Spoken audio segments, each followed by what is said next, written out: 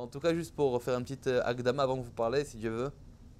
Déjà, il faut savoir que le rabbi, lorsqu'il parle de la smicha, il parlait de l'ignan de la halacha. Qu'est-ce que c'est la halacha? Quelle est la différence entre la halacha et les autres sujets de la Torah? Parce que finalement, qu'est-ce qu'on a? On a reçu Torah Emet. Oui, quand on fait la bracha le matin, on a reçu une Torah Emet, une vraie Torah. Donc, c'est pourquoi d'après, il fallait absolument avoir la halacha entre nous, avec nous. Il fallait avoir un diplôme, une smicha sur la halacha. C'est quoi le inyan? Alors, c'est une smicha qui est très connue du rabbi, qu'en vérité, le rabbi parle qu'il y a une différence entre la Torah Emet et Emet la Amito. C'est Emet la mito. Ça veut dire que tu as la Torah qui est Emet, forcément, c'est évident, la Torah est forcément Emet. Mais il y a Emet la mito. Ça veut dire quoi? C'est quoi la différence? Lorsqu'on parle par exemple d'une Sugia qu'on étudie en Kumara par exemple, alors forcément, tout le temps qu'on n'a pas arrivé à une conclusion concrète, Psak Halacha, ça veut dire que c'est une Torah Emet, mais forcément, étant donné qu'on a toutes sortes on va dire, de machlokot et aussi surtout de svarot qu'on peut nous-mêmes faire rentrer dans la Gemara, là, qu'à la fin du compte, on a le Emet avec nous. Parce que forcément, peut-être qu'on s'est nous-mêmes auto-imposé dans les notions lorsqu'on a étudié la Torah. D'accord, on a étudié les Gemara, on a fait un pshat, ou des fois, tu sais, on connaît bien les darshanim, oui, qui font toutes sortes de drashot, d'accord, ils prennent un pasouk, et ils essayent de l'arranger un petit peu comme il faut, chacun à sa sauce.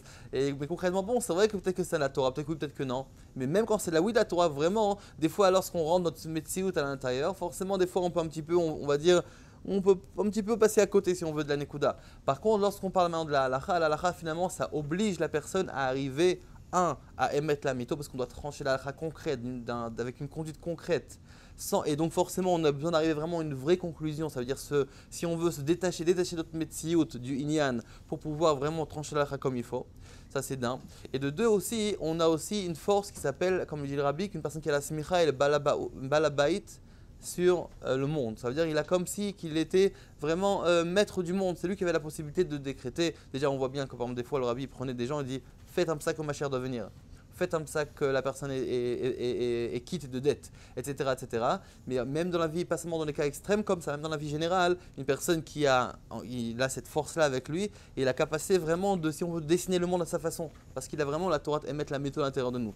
Donc forcément, quand on reçoit une smicha, évidemment, il y a le très très grand srout de votre srout qui était vraiment d'investir tellement de temps dans la smicha. Parce que forcément, c'était, comme vous savez bien, c'était pas toujours compliqué de rester derrière Zoom et pendant des heures et jour après jour, semaine après semaine. Ça demande aussi de se priver de toutes sortes de choses. Ça demande aussi simplement de se casser la tête. Et tout simplement, la concentration, c'est pas toujours facile de l'avoir. Et vraiment de se travailler sur soi-même pour pouvoir y arriver. Donc, c'est vraiment votre route à vous.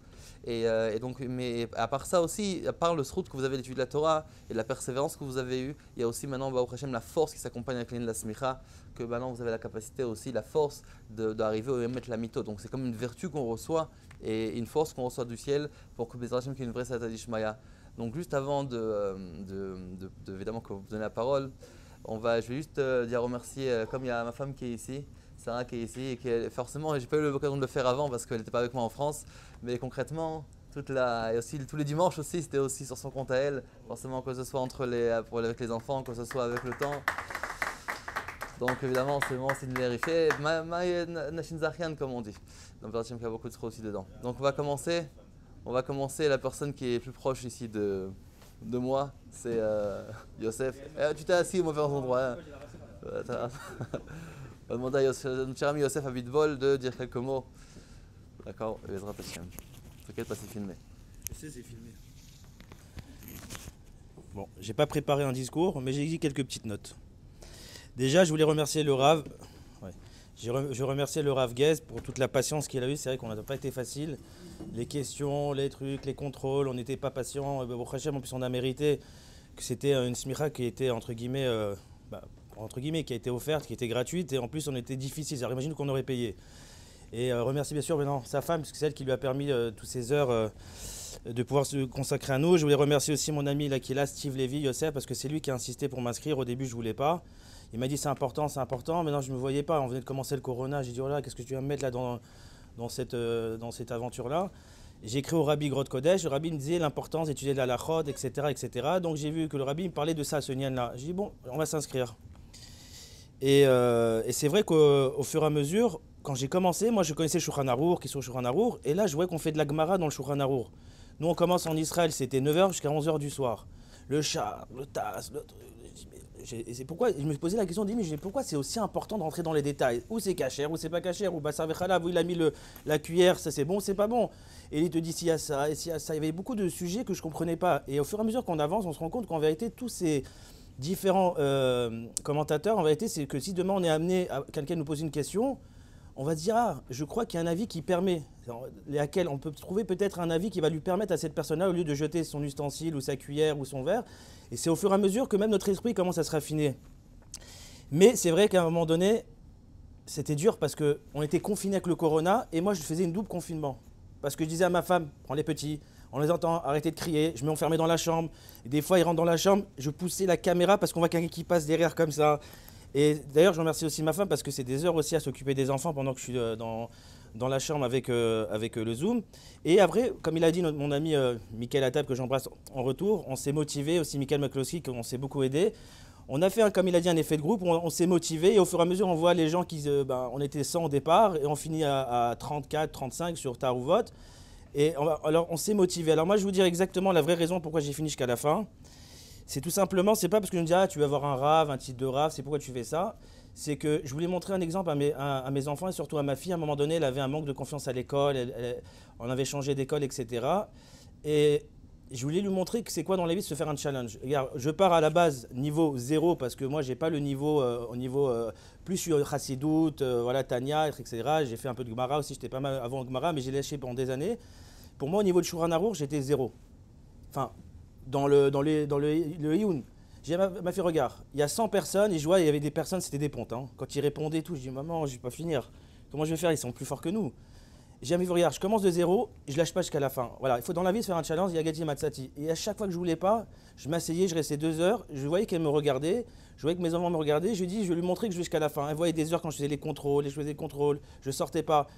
Et je lui dis, regarde, tu vois, c'est dur pour moi. Hier, je travaille le soir. Et vous voyez, je restais jusqu'à la fin, au bout de 2 ans, quand j'ai dit, voilà, j'ai réussi. Je lui dis, t'as vu ma fille, on est parti à 100 personnes, j'étais pas forcément le plus voilà. Et on est resté jusqu'à la fin, c'est pour te montrer que dans la vie, si tu veux vraiment, tu peux réussir. Donc ça a été ma motivation de montrer l'exemple aux enfants, de dire, quand tu veux quelque chose, il faut aller jusqu'au bout. Alors là, j'ai pas fini, merci. Rasseyez-vous, j'ai pas fini. Et bien sûr, après, il faut dire qu'on on voit que la paracha de la semaine dernière, qu'on a dit qu'il y a 42 étapes, le Bachem Tov dit c'est les 40 étapes qu'on passe dans notre vie, qu'ont été les bénis Israël, les 40 ans que c'est dans le désert, ils ont fait un tikkun, des berurim, des nitzotzot, et on voit que nous, on a réussi à le faire. Pourquoi? Parce qu'on a commencé pendant le Covid. Le Covid, c'était que du rocher. On a l'impression que le monde, il avait changé. Et dans cette période du Covid, c'est ce qui nous a permis de faire finalement cette smicha. Parce que si j'avais pas le Covid, je ne sais pas si j'aurais pris le temps de rester enfermé avec un... On a eu beaucoup de temps, on était libre, on a pu étudier. Donc on a réussi à sortir de la lumière de ce nien-là. Et je voulais juste dire aussi que c'est aussi donc Shabbat Chazak. Et c'est quoi Chazak en vérité? C'est les lettres de Chassidut Zohar Kabbalah. Ça veut dire que quand tu as fini d'étudier, voilà, la paracha elle est finie, on te dit, va te référer à d'autres révadim de la Torah. Bref, pas que le pshat, le remez, le drach, le sod. Ça veut dire qu'on ne doit pas se suffire de ce qu'on a étudié, ça y est, je m'arrête là. Il y avait une histoire avec le Ragot Shover, qui était un des raves du Rabbi, qu'une fois, il y a un élève qui est venu le voir, il a dit, qui voulait qu'il l'interroge sur la smicha. Le Ragot Shover, il lui dit, va étudier les lignanim de Kriyat Torah et tu viens me revoir. Alors il lui a dit, mais quel rapport Kriyat Torah? Il lui a dit, moi je veux que vous m'interrogiez sur Yoredea. Alors il lui a dit, je vois que tu es un élève qui a Hirat Shamaim. Je sais que si demain quelqu'un te pose une question, sur Yoredea, je sais que toi tu as Hirat Shamaim, tu vas aller voir un rat, tu vas vérifier dans le Shulchan Aruch. Mais si maintenant tu es en plein Kriyat Torah et quelqu'un te pose une question sur où il y a un safek, tu vas pas dire laissez, je vous laisse et je vais partir vérifier. Donc il a dit, si toi tu vas avoir une smicha de Rav, il faut être sûr qu'à côté de ça, tu as des connaissances pour ne pas te taper la honte. Ça veut dire qu'il n'y a pas que l'univers j'ai appris Bassar Vechalav et à côté je connais rien. Il faut continuer à avancer, se perfectionner. Bezrat Hashem, le Rav, il va peut-être remettre en place d'autres Smira, Shabbat, Nida, je ne sais pas ce qu'il va faire, mais en tout cas ce serait bien de continuer à se perfectionner pour mériter cette Smira et pas simplement sur Bassar Vechalav. Voilà, je vais laisser la parole au prochain grand Rav avec sa permission, mon ami, qui va dire quelques mots, Michael, avec le Birshut Arav. Et merci beaucoup, Rav. Merci beaucoup. Pas facile de passer après deux Géonim. Mais c'est difficile de de prendre la parole et de commencer autrement que par un grand Yashar Kor, Rav, qui a été le vrai Raya Memna du groupe, dans le sens où il a permis de faire en sorte que chacun d'entre nous fasse Messirut Nefesh, arrive jusqu'au bout du programme, que chacun puisse révéler des forces profondes qu'il avait en lui, que peut-être il ne soupçonnait même pas. Et aussi que la maman du Rav, Atarabat Abraham, a connu une vraie Ilou Neshama tout au long du programme, à travers toutes ces heures de Limoudat Torah et de Messirut Nefesh. Ça, c'est le premier point.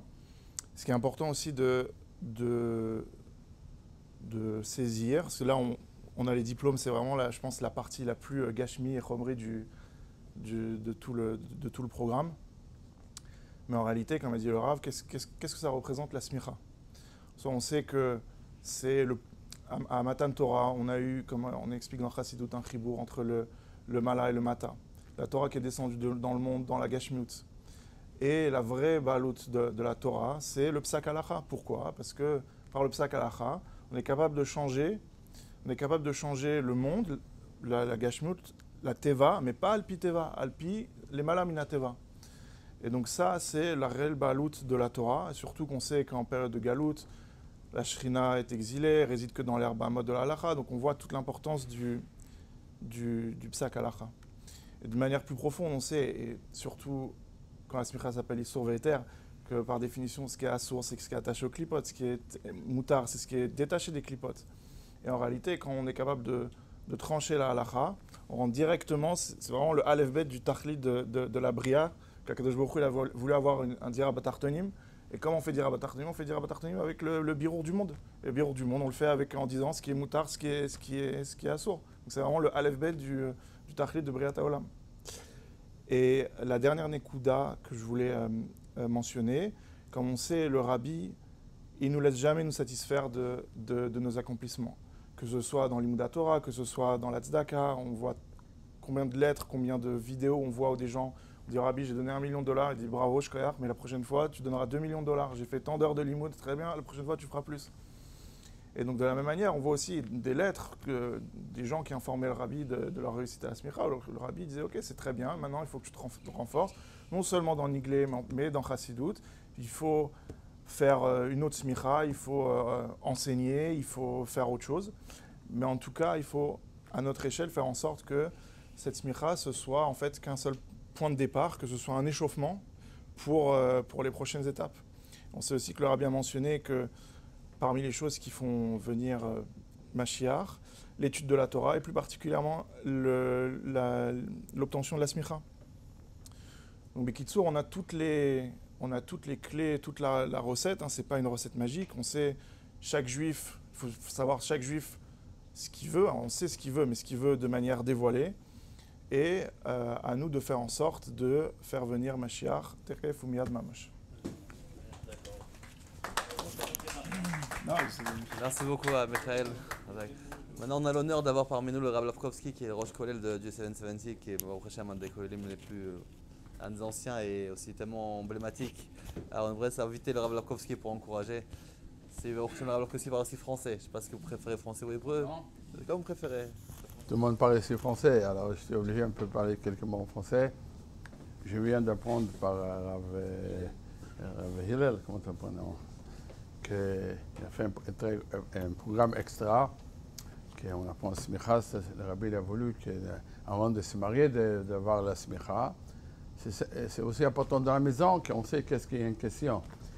Je suis entré au milieu, j'ai entendu une histoire, mais je ne sais pas.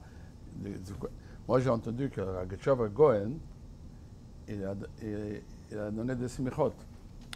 Alors, si c'est venu un chassid, il lui a donné très facilement smicha. Quand c'est venu qui n'est pas chassid, alors il lui a beaucoup interrogé. Alors, une fois, quelqu'un lui a demandé pourquoi. Alors, il dit, le chassid, il n'est pas tellement bolgaïve. Alors, s'il y a des fois, il a une question et puis il n'a pas de réponse, il dit, attendez, je vais regarder l'autre. Alors, il a confiance sur lui. Mais quelqu'un qui n'est pas chassid, alors lui, il va faire le psak même s'il ne sait pas. Alors pour ça, il faut qu'il sait jusqu'à tout par cœur. Lui, il a parlé sur Kriyat Torah. Kriyat Torah, il faut aussi avoir Hein? Ouais, ça va commencer maintenant. À part ça, c'est aussi important qu'on se trouve pas seulement dans notre monde, il y a un monde aussi qui n'est pas encore chassidim. Donc c'est important qu'on sait étudier, qu'on sait apprendre, et pas seulement dans Yeridéa, dans Yeridéa aussi beaucoup de... En général, quand le rabbi il était très content, il avait un grand coratoire, qu'ici on approche des gens, des Bnei Terre qui s'appellent, des gens... Chez nous, on a dit à Bruno, on avait dit que tu approches quelqu'un qui n'est pas chassid, tu as gagné deux fois. Pourquoi? Moins qu'un misnagid et encore un chassid. Mais le rabbi, il a donné une grande importance. Je sais, mon grand frère, lui, il a pris Smicha, Yoreyere, Yodin Yodim par Moshe Feinstein. Alors le rabbi lui a dit, Keres Ruach Godel, tu m'as fait un grand coratoire. Parce que c'est important quand on voit des gens qui... Alors je vous souhaite une grande atzlacha dans tout le... Et puis de continuer, comment dire, continuer chez Mishpot, etc. C'est une grande atzlacha et bשורות טובות, Mashiach now. Merci beaucoup, Rav Lapkowski. On va demander à notre ami David de dire quelques petits mots. Combien il y a ici qui ont déjà soir? 4. Pour Hachem, on arrive à un moment important pour nous. C'est vraiment quelque chose qu'on attendait depuis longtemps. Et je pense que ça fait partie aussi de l'ère de la smecha. Et c'est ce que j'ai pu apprendre aussi comme ça à l'Yeshiva. Parfois, on a un tachlit particulier et on se dit le but c'est par exemple d'avoir fait la yeshiva, le but c'est d'avoir fait la smicha. Mais c'est vrai que parfois en fait le but ne se trouve pas dans ce pourquoi on pense aller. Et c'est vrai qu'en fait tous les inyan que j'ai trouvé en allant à yeshiva à Taratora chez le rabbi avec le Rav Goldberg, on m'avait dit à l'époque comme ça, moi je me suis dit il fallait que je fasse la yeshiva pour me renforcer, pour être professionnel, pour savoir bien faire le kiddush, pour connaître bien, pour être autonome dans mon étude. Et j'allais chercher tous ces kelim. Et j'en avais parlé au Rav Mendy Gabay du 16e, il m'a dit tu sais, aller à la yeshiva, c'est quelque chose. Et tu verras, aller à la yeshiva, c'est pas que apprendre dans les livres. Aller à la yeshiva, c'est apprendre d'être comme ça, dans une chambre, dans le cheder, comme ça, avec un shutaf. C'est d'aller au cheder ochel, manger, et partager une expérience de vie. Et le Rav Goldberg aussi avait dit aussi que tout l'ignan aussi de sortir et d'étudier avec d'autres juifs, c'est ce mélange.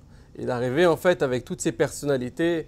Et parfois, c'est vrai que parfois si on veut avoir une vie tranquille, il faut rester chez soi. Et le Rav Azimov, disait aussi, il y a des juifs comme ça, ils veulent rester chez eux, tranquilles, ils ne veulent pas aller dans le monde extérieur, parce que c'est quoi le monde extérieur? C'est la marloquette, évidemment, parce que parfois, même on se dit, je ne veux pas traîner avec lui parce qu'il n'aime pas les mêmes choses que moi, je ne vais pas commencer une discussion parce qu'on va s'énerver. Et en fait, on ne se rend pas compte qu'en fait, c'est tout le inyan, c'est d'arriver, de rencontrer des gens, à la yeshiva, de prendre sur soi, de prendre du temps pour étudier la Torah, de se fatiguer dans la Torah.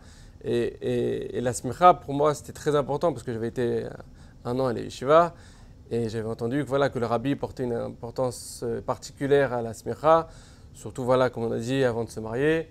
Et c'était évident pour moi qu'il fallait que je sois un bon balabaït. Et je me disais, si je veux être un homme de famille, je me dois de connaître bien la halakha. Et ça, c'était important parce que souvent, dans notre vie tous les jours, on voit même des gens qui vont nous dire oui, il faut que tu fasses comme ça, mais tu ne sais pas d'où ça sort. Et quand tu ne connais pas, malheureusement, alors tu écoutes et tu dis tu as un truc, très bien. Et tu te rends compte finalement, peut-être que tous les ans, tu fais une chose différente parce que tu entends une réponse différente. Et moi, ce qui était important pour moi, comme aussi quand j'ai fait des études de droit, c'était de connaître, d'avoir la source, de savoir où chercher. Et ça, c'était important pour moi. Et j'ai eu un peu de peine comme ça dans la smicha, c'est que j'étais fatigué quand j'ai commencé la smicha. J'ai commencé en même temps que mon stage. C'était Yom Rishon. Il fallait se connecter, il fallait se dépêcher de manger. Et j'aurais voulu avoir beaucoup plus de force parce que c'était quelque chose d'extraordinaire. Et je pense que je voulais vraiment en profiter pleinement. Et c'est souvent ma mère qui est présente ici, Rivka Castro, qui m'a donné beaucoup de force. Je suis très honoré, je remercie aussi mon père, et je suis très honoré qu'il ait son nom sur la Masmecha, Yosef Castro, qui est son Yortzai dans une semaine. voilà, le 5 Av, ça fait 15 ans voilà, qu'il nous a quittés. C'est sûr et certain que toute cette force, je l'ai eue de mes parents, de mes grands-parents, de toute ma famille, de tous mes proches. Et il y a aussi voilà, Steve Lévy qui est ici présent et avec la famille Lévy, on a une force extraordinaire. On a vraiment tous grandi beaucoup en Torah. On a pris des forces tous ensemble. Et donc c'était très important, comme je dis, voilà, de la smicha, de me mettre dedans. Et c'était magnifique de pouvoir se poser. Et en plus, Rav Hillel, et voilà, je remercie aussi sa femme qui est présente. C'était extraordinaire le programme qu'on nous a donné, de pouvoir en plus par Zoom, ça nous permettait finalement d'accéder à quelque chose qu'on n'aurait peut-être pas accédé. Et en plus de ça, c'est d'avoir pris sur vous comme ça, de dire, en plus c'est un programme de qualité, de dire voilà, je ne vous demande rien et ça, et c'est pour le srout de ma mère. Et c'est sûr et certain que le srout d'Atara Gez nous a beaucoup aidé. C'était ce qu'on entendait en début de chaque cours. On entendait, voilà, pour les Nishma d'Atara Gez, pour aussi le srout de Rav Meir Aaron.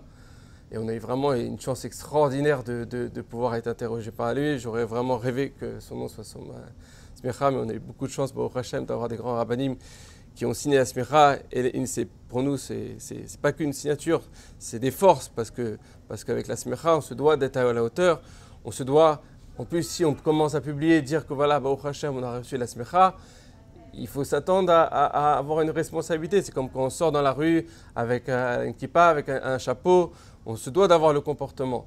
Et c'est sûr que moi, quand j'ai étudié, je voulais donner encore plus de force, je voulais être encore plus calé sur chaque pérec qu'on a pu étudier. J'ai manqué beaucoup de force, j'étais souvent surpris parfois par les questions. Je pense que ça se voyait chaque fois sur la caméra, j'avais une tête différente, complètement fatigué. Quand il y avait une petite pause, je partais rapidement me coucher un petit peu pour reprendre des forces.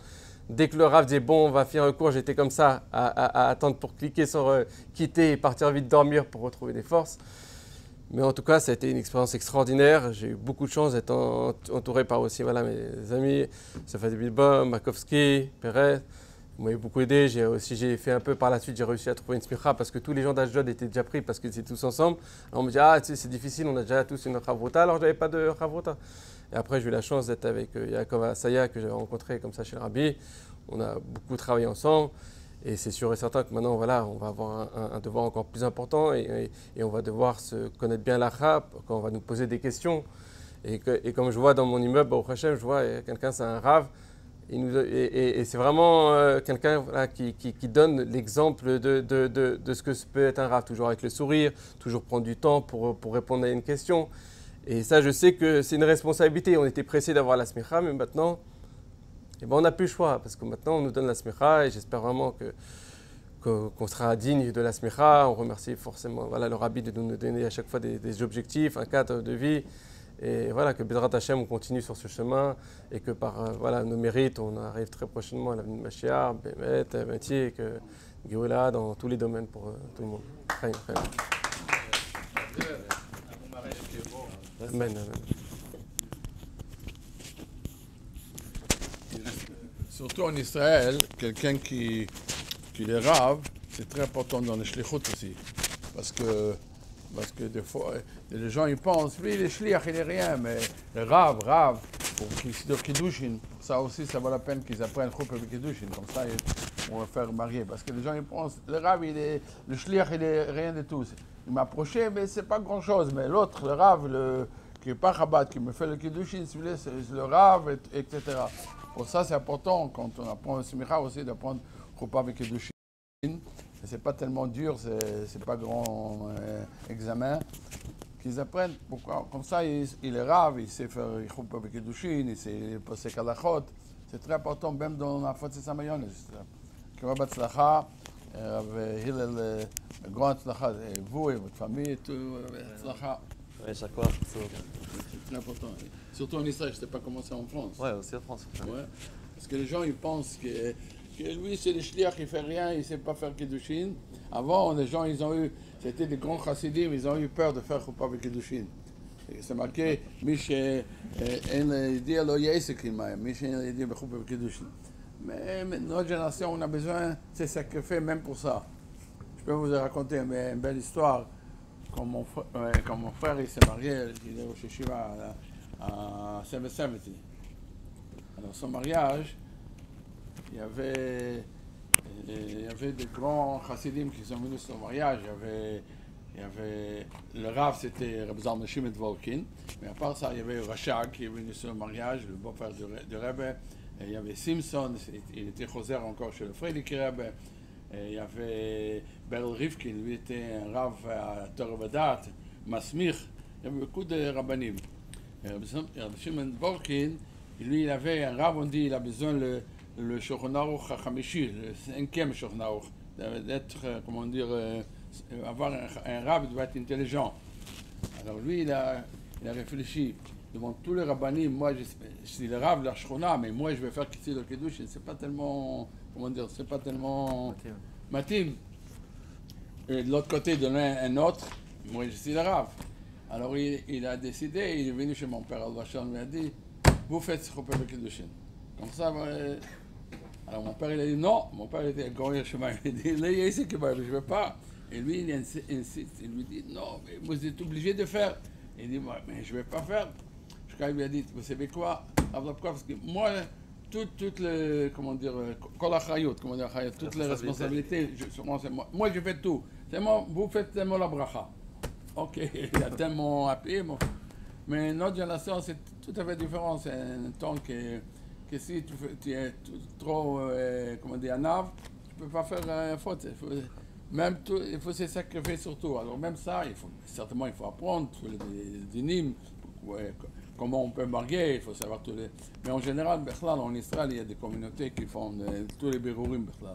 Sur le chayut et le sauve. Pour ça, c'est important qu'on est rave et puis on sait faire le kiddushin.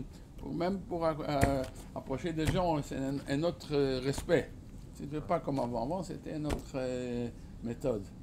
Donc, beaucoup d'atslacha, allez, batzlach. Merci beaucoup, Rav Lapkowski, d'accord.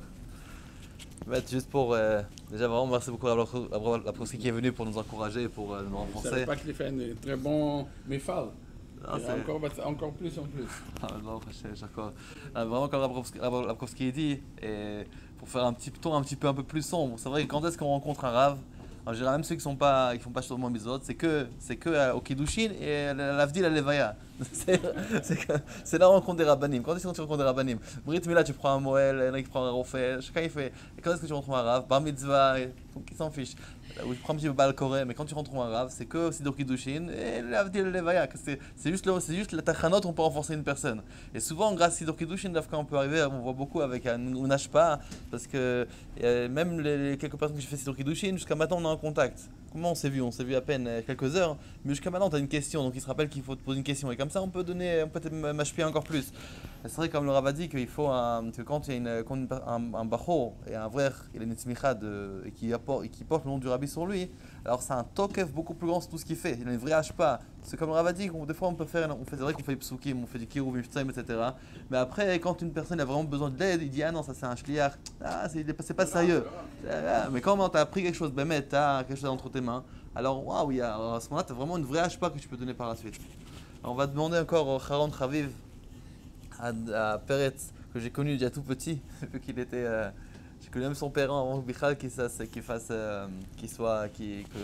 Bichal, j'ai connu ses parents aussi, avant que ses parents se marient. Et c'est évident aussi que c'est une grande pensée pour son papa qui est aussi un ami, qui est aussi dans le ciel, et que c'est évident qu'avec la Simcha il a une vraie Ilou Neshama, comme marqué dans le Midrash, que ça lui fait un keter sur la tête. Bonjour à tous, et voilà, je voulais commencer par dire que déjà au début j'ai toujours voulu faire une smicha. Dans ma vie j'ai toujours voulu faire une smicha. Le truc c'est que j'ai pas eu vraiment l'occasion de le faire. Et parce que j'avais toujours envie de faire d'autres projets et qu'à chaque fois ça faisait reculer l'envie la possibilité de faire la smicha. Et tout d'un coup, j'ai entendu que le Rav Hillel, il était devenu Dayan. Et c'était à peu près au même moment que mon père, Zichrono Livracha, il y a à peu près 3 ans, il est parti de ce monde. Et j'étais chamboulé, je ne savais pas quoi faire. Parce que en même temps, c'était le corona, en même temps, c'était très dur. Et, et donc après, j'ai entendu que le Rav Hillel, il avait eu envie de faire un programme pour les Lunishmat de sa mère. Et à Tarak, c'est très très bien connu. À Rabbané, à Tarak, c'est quelque chose. Et donc, voilà. Et donc j'avais envie de rentrer dans ce programme, surtout que c'était un programme qui était très accessible. En même temps, c'était gratuit. Et en même temps, c'était en Zoom et que c'était enregistré. Ça veut dire que même si j'avais pas forcément le temps d'y assister, je pouvais le rattraper. Et donc, au début, c'était Bassav et Chalav. Et donc, ça, j'ai assisté à tous les cours, etc., à l'heure et tout. Mais vers le Taruvot, la dernière année à peu près, j'avais des cours, parce que j'ai commencé à faire des études. Et donc, je ne pouvais plus assister aux cours. Mais au Hachem, c'est extraordinaire parce que c'était enregistré, mais c'était bien enregistré. J'ai déjà assisté à des cours en Zoom. C'était très mal enregistré, on entendait très mal. C'était mal fait. Mais là, j'avais juste besoin d'aller sur YouTube et regarder mes cours. Que j'ai pu rattraper tous mes retards, si j'avais des retards, etc., même pour faire la Chazara avant les Mifranim. Et que la vérité, c'était un programme extraordinaire. Et j'avais une petite anecdote, c'est que moi, je connais le Rav Hillel depuis très très longtemps. C'est lui qui m'a fait ma bar mitzvah. Il m'a appris tout ce que j'ai su pour ma bar mitzvah. Et nos familles étaient très très proches. On a grandi ensemble. Et donc ça m'a donné vraiment une motivation encore plus pour faire la smicha, surtout que je voulais donner une nachat à mon père. Et voilà, et ce que je voulais dire vraiment, c'était, je voulais remercier vraiment tous les gens qui ont pu aider à faire ce programme, surtout le Rav Hillel. Et c'est vraiment quelque chose que je pense que c'est un bagage qu'on a acquis. Et bon, il faudra toujours travailler parce que même avec la smicha, ça ne suffit pas. Mais on a un bagage qui nous permet de pouvoir avoir une envie de continuer et de Bezrat Hashem, j'espère qu'on pourra le retransmettre. Et chaque fois, merci beaucoup à évidemment Rav Lavkovski qui est venu nous honorer et aussi à tous les participants. Non, d'accord. Non, mais on va passer à la distribution des théodotes, évidemment. C'est le moment tellement attendu après tellement de sueur et d'accords et d'investissement et de persévérance. Et Yosef, bois un petit coup. Après, donne un verre d'eau. Et donc. Ah, c'est bon, David. Et donc, Baruch Hashem, donc la vérité juste, comme le Rav Lavkovski d'abord a mentionné aussi un petit peu juste avant, il faut savoir que lorsqu'on reçoit la smicha, en vérité, c'est sûr qu'on a une smicha. C'est vrai que vraiment, vous avez vraiment beaucoup investi et il n'y a rien à dire dessus. Et c'est vraiment, ça dépasse beaucoup de programmes et beaucoup de gens aussi qui ont participé, qui ont reçu des smichot. Je pense que vous pouvez vraiment être fiers d'avoir ces signatures-là parce que vous avez vraiment bien mérité. Mais avec ça, évidemment, on a toujours cette anavala, ce bitou-là qu'un chassid doit avoir lorsqu'on fait une smicha. C'est qu'en vérité, il faut aussi avoir, donc, c'est pas qu'on a appris ou qu'on connaît tout, même qu'on connaît des halachot comme Ashrei je vais très facilement, mais il y a toujours des petites différences à droite et à gauche. La difficulté aussi quand on a une question d'halacha, c'est souvent aussi de comparer les cas. Parce que des fois, qu'est-ce qu'on a? On a reçu plein de klalim, de règles dans la halacha, mais ensuite, lorsqu'on va avoir un cas qui va se présenter à nous, il va falloir qu'on fasse les damos milta le milta. Il va falloir qu'on compare en vérité la question qu'on nous a posée avec les klalim. Et des fois, finalement, si on fait un peu khafif, comme on dit en hébreu, quand on fait un peu légèrement, des fois on peut louper des détails qui vont un petit peu modifier et rendre un problème la halacha. Et donc c'est pour ça qu'il faut toujours avoir la hanava de ouvrir le sefer, de regarder à l'intérieur. Et Bezrat Hashem, comme on dit qu'Hashem imosh halacha kamoto. Pourquoi Ben Sam la halacha est comme lui? Parce qu'Akadosh Baruch Hu il est avec lui. Donc, lorsqu'on fait entrer cette anava et on fait entrer Akadosh Baruch Hu dans notre vie, aussi on a Satan Ishmaïa aussi pour être posé la halacha comme il faut. Donc c'est la Satan Ishmaïa qui doit s'accompagner aussi. C'est ce qui a marqué dans la smicha, c'est ce qui a marqué. Mais entre lignes de la smicha, entre lignes des phrases qu'on reçoit, c'est באמת cette Siyata d'Ishmael qu'on doit essayer de recevoir. Donc on va commencer donc la distribution des théodotes. On va en fonction de ce qui a été posé là-bas. On a amené un photographe expérimenté qui va... Donc déjà on va faire appel et on va demander d'applaudir évidemment bien fort. Donc on va appeler le Rav Peretz de Reb Shimon Karalou. Applaudissements.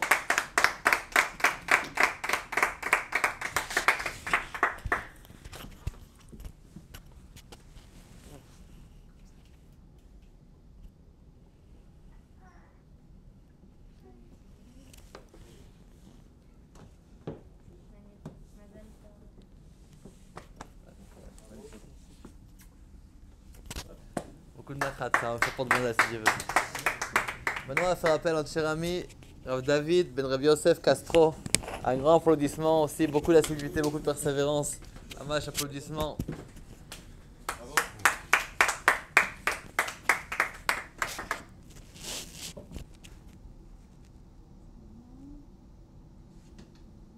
Vous voulez être sur la photo? Ouais, mais d'accord.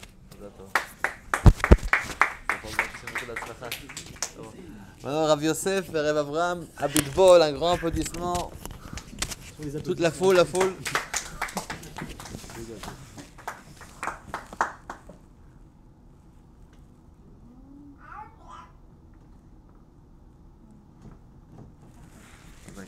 Merci beaucoup.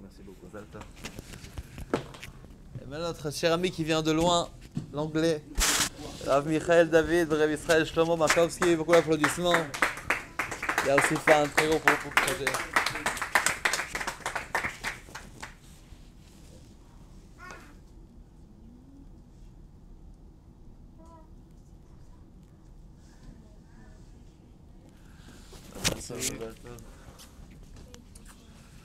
Baruch Hashem.